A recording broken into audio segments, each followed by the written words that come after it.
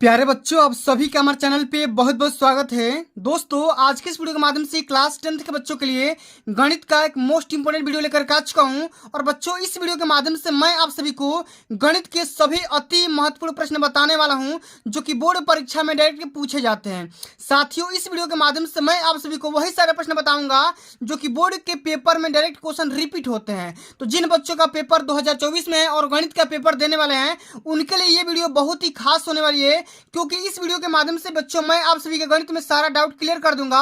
और इस वीडियो को देखने के बाद आप बोर्ड के पेपर में अच्छे से अच्छे मार्क्स अचीव कर सकते हैं, ये मैं दावे के साथ बोल सकता हूं। और साथियों, अब की बार 2024 बोर्ड परीक्षा जो हमारा टारगेट है 95% पाने का है। ठीक है, अब की बार 95% पार का सपना देख पा रहे हैं। जब तक तोड़ेंगे नहीं तब तक छोड़ेंगे नहीं। आइए साथियों, इस धमाकेदार वीडियो को एक मोटिवेशन कोट के साथ स्टार्ट करना चाहेंगे कि रख हौसला वो मंजर भी आएगा, रख हौसला वो मंजर भी आएगा, प्यासे के पास चल के समंदर भी आएगा, थक कर न बैठ ए मंजिल के मुसाफिर, मंजिल ही मिलेगी और मंजिल मिलने का मजा भी आएगा। ठीक है, आइए साथियों, सबसे पहला हमारा जो प्रश्न पूछा गया है, इस क्वेश्चन को अगर आप देख पा रहे हैं, बोर्ड के पेपर में कई बार पूछा जा चुका है। ठीक है, क्वेश्चन आपका यह है कि यूक्लिड विभाजन एल्गोरिदम से 135 और 225 का मसा ज्ञात करिए।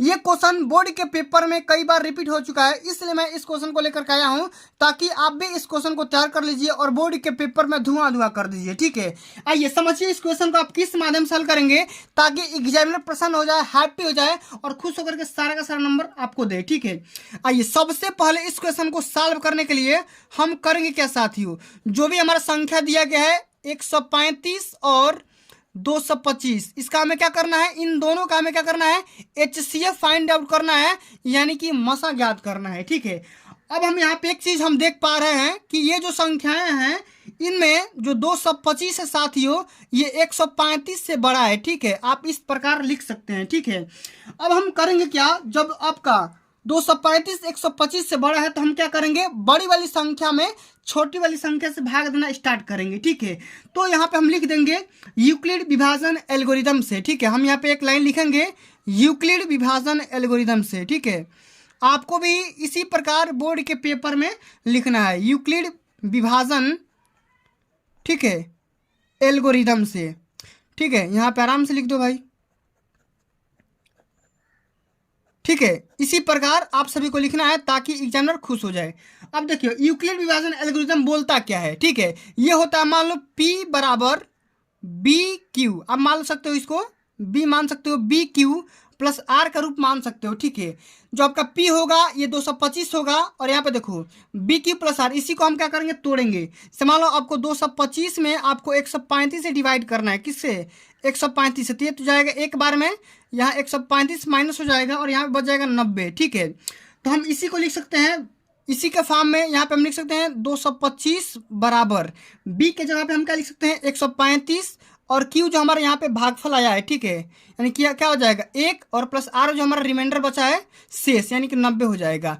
और हम ये प्रोसेस कब तक करेंगे, जब तक हमारा रिमाइंडर यानी कि R का मान 0 ना आ जाए। ठीक है, अब हम इसको हम बोल सकते हैं चरण प्रथम। ठीक है, प्रथम चरण यानी कि चरण फर्स्ट बोल सकते हैं। ठीक है, इस तरीके से। ठीक है, इसी प्रकार आपको चरण सेकंड करना है। ठीक है, अब देखो चरण सेकंड में आप क्या कर सकते हो दोस्तों, अब आपको 135 को लेना पड़ेगा। ठीक है, 135 को लो और 90 से डिवाइड करो। ठीक है, तो हम क्या कर सकते हैं, 90 और गुणे 2 और प्लस में हम यहाँ पे R का मान 45 लिख सकते हैं। ठीक है, अब इसी प्रकार आप चरण 3 में देखोगे साथियों। ठीक है, तो चरण 3 में हम फिर 90 को लेंगे और 90 को हम क्या करेंगे, 45 से डिवाइड करेंगे, तो हम 45 गुणे 2 और प्लस हमारा रिमाइंडर यहाँ पे 0 आ जाएगा। और जहाँ पे हमारा रिमाइंडर जब 0 का मान आ गया, 0 जब आ गया, तो वहाँ पे जो भी आपका B का मान होगा वही क्या हो जाएगा, इसका HCF हो जाएगा, आपका मसा हो जाएगा। तो हम यहाँ पे लिख सकते हैं HCF, यानी कि जो मसा हमारा हो गया वो क्या हो जाएगा, यहाँ पे 45 निकल करके आ जाएगा। यही हमारा आंसर हो जाएगा साथियों। ठीक है, इसी प्रकार आप सभी को बोर्ड के पेपर में हल करना है। ठीक है, आइए आगे बढ़ जाते हैं। अगला जो हमारा क्वेश्चन पूछा गया है कि निम्न समीकरण को हल करिए। ठीक है, यहाँ पे आपके सामने यहाँ पे दो समीकरण दिया गया है। ठीक है, ये समीकरण 1 है और ये समीकरण 2 है। ठीक है, इन दोनों इक्वेशन को हल करना है, यानी कि x और y की वैल्यू आपको कैलकुलेट करनी है। तो कैसे हल करेंगे, ध्यान से समझिएगा। इस इक्वेशन को हल करने के लिए बहुत सारे नियम है। ठीक है, हम क्या करेंगे, यहाँ पे प्रतिस्थापन विधि से हल कर दे रहे हैं। ठीक है, तो हम समीकरण एक से हम यहाँ पे एक चीज़ देख पा रहे हैं कि x बराबर यहाँ पे 2 + y हो जाएगा। क्या हो जाएगा? और इसको आप इक्वेशन थर्ड मान सकते हो। ठीक है, अब हम यहाँ पे लिखेंगे एक समीकरण 2 में, आप लिख लो समीकरण 2 में x बराबर 2 + y रखने पर, ठीक है, आप यहाँ पे रख दो। अब x का मान यहाँ पे जो भी है यहाँ पे रख दो, तो हो जाएगा 4, ये हो जाएगा 2 + y + 7y = 30 हो जाएगा। ठीक है, तो हम यहाँ पे कर सकते हैं, ये हो जाएगा 6 + 4y प्लस में 7y = 30। ये देखो ये हो जाएगा 11y और यहाँ पे 36 में 30 में से 6 घट जाएगा, तो आपका यहाँ पे बच जाएगा कितना? ये बच जाएगा 24। ठीक है, तो y का मान यहाँ पे आ सकता है 24/11। ठीक है, और y का मान इसमें रख दो समीकरण 3 में, तो x का मान यहाँ से आ जाएगा। अब यहाँ पर लिख दो कि y का मान समीकरण 3 में रखने पर, ठीक है, 3 में रख दो तो x का मान आ जाएगा, x बराबर क्या हो जाएगा? 2 + 24/11। ठीक है, क्या हो जाएगा? 11 दूना 22 + 24/11, ये हो जाएगा कितना? 46/11। तो x का मान ये आ गया और y का मान ये आ गया। इसी प्रकार आपको हल करना है। ठीक है, चलिए आइए आगे बढ़ते हैं दोस्तों। अगला जो हमारा क्वेश्चन पूछा गया है, द्विघात समीकरण से क्वेश्चन हर साल आता है। ठीक है, तो इस क्वेश्चन को ध्यान में रखिएगा। क्वेश्चन हमारा ये पूछा गया कि यदि द्विघात समीकरण 2x² - 5x + k = 0 का मूल बराबर है तो k का मान ज्ञात करिए। ठीक है, जब मूल बराबर होगा तो एक कंडीशन होता है कि d बराबर b² - 4ac होता है और इसका मान 0 आ जाएगा। ठीक है, ठीक है, जो d का जो मान होगा वो 0 के बराबर आ जाएगा। ठीक है, तो यहाँ पे देखो ये होता है, a होता है, ये b होता है और ये c होता है। ठीक है, तो हम यहाँ पे b का जो मान होगा, b बराबर क्या रख सकते हैं? -5 का स्क्वायर कर दो, -4 × a का मान यहाँ पे 2 और c का मान यहाँ से k बराबर 0। ठीक है, तो ये क्या हो जाएगा? -25 का वर्ग करोगे तो हो जाएगा 25 माइनस ये 8k बराबर 0, तो हो सकता है 8k बराबर 25। ठीक है, तो यहाँ से हम k का मान निकाल सकते हैं, k बराबर हो जाएगा 25/8, ये आपका आंसर हो जाएगा। तो इसी प्रकार आपको हल करना है। ठीक है, चलिए आगे देख लेते हैं।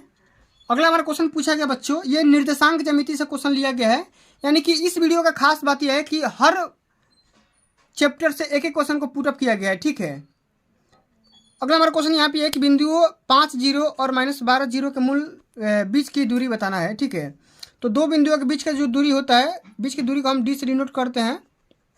इसका फार्मूला होता है x1 - x2 का whole square plus y1 - y2 का होल स्क्वायर। ठीक है, ये आपका हो गया x1, ठीक है, ये आपका हो गया x2, ये आपका हो गया y1 और ये आपका हो गया y2। अब इसमें मान रख दो। ठीक है, x1 का मान क्या है? 5, x2 का मान क्या है? -12 है, तो ये क्या हो जाएगा? +12 हो जाएगा। इसका स्क्वायर कर दो, ये प्लस है तो प्लस। y1 का मान है 0 और y2 का मान भी है 0, इसका भी स्क्वायर कर दो। ठीक है, तो यहाँ पे क्या हो जाएगा? ये हो जाएगा 12 × 5 = 17 का स्क्वायर और प्लस में 0, तो 17 का स्क्वायर करोगे तो 17 का स्क्वायर ऐसा ही छोड़ दो और रूट निकाल दो, तो आराम से आ जाएगा 17 मात्रक। ठीक है, 17 मात्रक आ जाएगा। ठीक है, यहाँ पे आंसर हो जाएगा। ठीक है, इस प्रकार हल करेंगे। ठीक है, आइए बढ़ जाते हैं। अगला हमारा क्वेश्चन पूछा क्या बच्चा, यदि tan a बराबर काट b, ये question very very most important question है, कई बार बोर्ड के पेपर में आया हुआ है, और सिद्ध करना है कि a + b = 90 डिग्री। ठीक है, हमारे पास दिया गया है कि tan a = काट b दिया गया है। ठीक है, हमें प्रूव करना है कि a + b = 90 डिग्री होगा। ठीक है, तो हम यहाँ पे कर सकते हैं कि tan a को क्या लिख सकते हैं? ठीक है, यहाँ पे लिख सकते हो tan a = यहाँ पे देखो काट b के जगह पे लिख सकते हैं। ठीक है, tan 90 - थीटा, tan 90 - b, तो क्या हो जाएगा? काट b हो जाएगा, कोई दिक्कत की बात नहीं है। ठीक है, तो यहाँ से tan कैंसिल आउट हो जाएगा, तो a बराबर हो जाएगा 90 - b। ठीक है, अब हम b को माइनस वाले के इधर लेके आएंगे तो ये हो जाएगा a + b = 90 डिग्री। ठीक है, और हमको यही क्या करना था? प्रूफ करना था, लिख देंगे प्रूफ। ठीक है, इसी तरीके से हल करना है। ठीक है, चलो आगे देखते हैं। अगला हमारा क्वेश्चन पूछा गया बच्चा, एक मीनार की ऊंचाई 20 मीटर है, जमीन पर बनने वाली इसकी छाया की लंबाई 20√3 मीटर है। ठीक है, तो सूर्य का उन्नयन कोण निकालना है। कैसे करेंगे? जैसे मान लो यहाँ पे कोई भी मीनार है, इसकी हाइट है कितना? 20 मीटर। ठीक है, इसकी छाया की लंबाई कितनी है?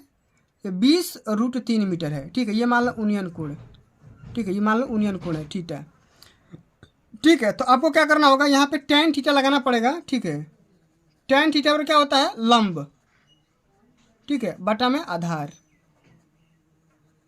तो लंब कितना दिया गया है? 20 मीटर और बटे में आधार कितना है? 20√3 है। तो 20 से 20 कैंसिल आउट, ये हो जाएगा tan थीटा। तो ये भी हो जाएगा tan theta is equal to 1/√3। और 1/√3 किस मान होता है? tan theta is equal to tan 30 degree का मान होता है। तो यहाँ से थीटा का जो मान होगा दोस्तों 30 डिग्री निकल करके आ जाएगा, ये हमारा आंसर हो जाएगा। तो इस प्रकार आपको हल करना है। ठीक है, चलिए आगे क्वेश्चन देखिए। अगला हमारा क्वेश्चन पूछा गया कि दो वृत्तों की परिधियों में 2:3 का अनुपात है, तो उनके क्षेत्रफलों का अनुपात बताइए। परिधि मतलब R1:R2 का अनुपात दिया गया है 2:3। ठीक है, उनके क्षेत्रफल, वृत्त का क्षेत्रफल क्या होता है? 4πr1 का स्क्वायर और बटे में 4πr2 का स्क्वायर। ठीक है, इसी का अनुपात निकालना है। तो यहाँ पे 4π से 4π कैंसिल आउट, R1/R2 माने क्षेत्रफल का अनुपात यही तो होगा। नहीं, 4π नहीं होता है, πr² होता है। ठीक है, तो πr, तो पाई से पाई कैंसिल आउट, तो R1/R2 ये हो जाएगा R1/R2 का होल स्क्वायर हो सकता है पूरा का, तो हो जाएगा 2/3 का होल स्क्वायर, यानी क्या हो सकता है? 4/9। यानी कि इसका रेशियो निकालेंगे तो 4:9 हो जाएगा। यही इसके क्षेत्रफल का अनुपात हो जाएगा। ठीक है, इस तरीके से हल करना है। अब आइए आगे देखते हैं। अगला हमारा क्वेश्चन पूछा गया बच्चा कि दो गोलों के आयतनों का अनुपात 64:27 दिया गया है, तो उनके वक्र पृष्ठ के क्षेत्रफल का अनुपात हमें बताना है। ठीक है, आयतन का अनुपात मतलब 4/3 πr3। तो R1³ मान लो इसको, ये हो जाएगा 4/3 πr2³ मान लो। इसी का अनुपात दिया गया 64/27 दिया है। ठीक है, तो 4π से आइए 4π कैंसिल आउट, तो ये हो जाएगा R1/R2। ठीक है, इसका क्यूब निकालोगे, क्यूब कर दोगे तो 64/27 आ जाएगा। ठीक है, तो R1/R2 यहाँ से जब निकालोगे तो दोस्तों तो यहाँ इसका क्यूब रूट हो जाएगा, तो ये हो जाएगा 4/3। आपको पूछा है कि वक्र पृष्ठ का क्षेत्रफल, तो गोला का जो वक्र पृष्ठ होता है दोस्तों ध्यान से समझिएगा, ये होता है 4πr²। ठीक है, क्या होता है? तो अनुपात निकालना तो ये हो जाएगा 4πr1 का स्क्वायर बटे में 4πr2 का स्क्वायर। 4π से 4π कैंसिल आउट, तो R1/R2 का मान निकालोगे तो इसका वर्ग कर दो, ये हो जाएगा 16/9।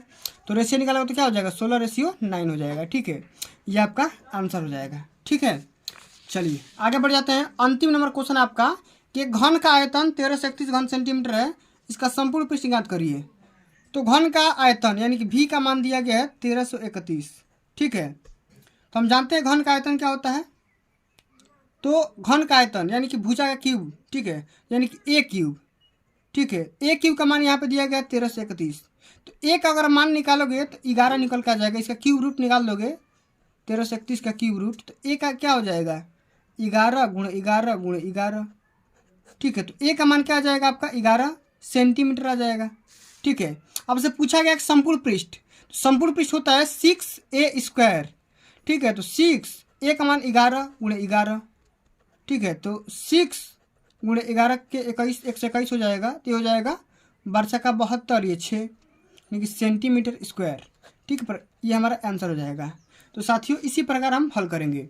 तो प्यारे साथियों आज के लिए बस इतना ही। अगर ये वीडियो आप सभी को अच्छी लगी होगी, हेल्पफुल लगी हो, तो वीडियो को लाइक कर देना, शेयर कर देना, अगर चैनल पर नए हो तो सब्सक्राइब कर देना। जल्दी मिलते हैं अगली वीडियो में, तब तक ले जय हिंद, जय भारत, वंदे मातरम।